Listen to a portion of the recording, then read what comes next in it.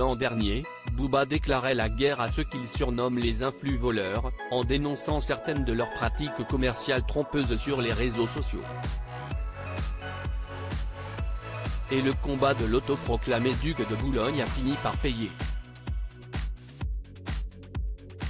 En effet, la semaine dernière, la France est devenue le premier pays à officiellement reconnaître le métier d'influenceur.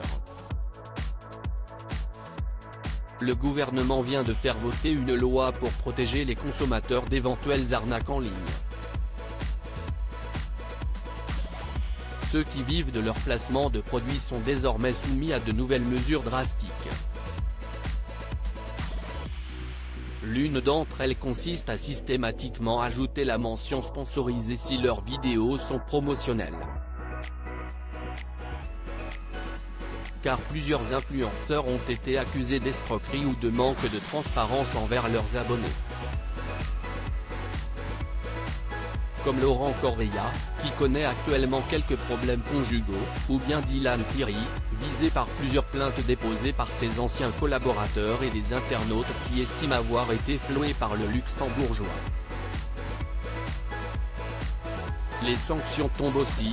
Depuis de longs mois, la Direction générale de la concurrence et de la répression des fraudes, DGCCRF, passe au peigne fin tous les profils des influenceurs français. En examinant leurs stories avec minutie, les agents se sont aperçus qu'Ilan Castronovo et Simon Castaldi avaient manqué aux règles. C'est ainsi que ce mercredi 31 mai 2023, les deux candidats de télé-réalité ont dû épingler sur leur profil Instagram une injonction administrative prononcée par la DGCCRF, pour ne pas avoir indiqué le caractère commercial de leur publication. Simon Castaldi @Dr Si le fils de Benjamin Castaldi n'a, pour le moment, fait aucun commentaire, cela n'a pas été le cas d'Ilan Castronovo. Le Lyonnais découvert dans 10 couples parfaits a tenu à s'exprimer sur le sujet en story Instagram. Je ne fais pas partie des influx voleurs. C'est au bord d'une piscine que celui qui est désormais coach en séduction a pris la parole pour rappeler que la DGCCRF a contrôlé tous les influenceurs, tout le monde, depuis longtemps.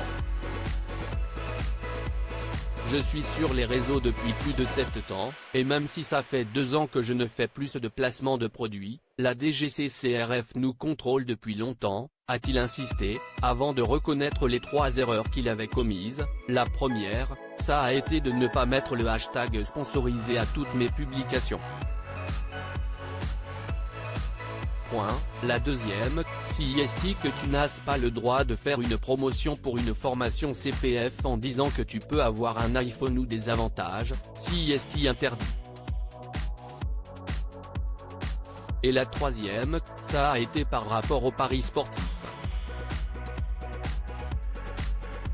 Tu ne peux pas faire d'allégation en disant, les gars, avec ce parieur sportif, même si toi, tu le trouves bon, vous allez gagner de l'argent. Tu n'as pas le droit de le faire, tu ne peux pas promettre des gains d'argent. Ilan Castronovo @Pierre Perrusso Best image pour finir, celui a perdu son procès contre Alix Desmoineaux a précisé que l'action de la DGCCRF n'était qu'un avertissement et qu'il n'avait pas reçu d'amende pour ses posts. Je n'ai pas été condamné à une amende quelle que ce soit, par contre, j'ai eu un rappel où je dois expliquer sur les réseaux, via ce post.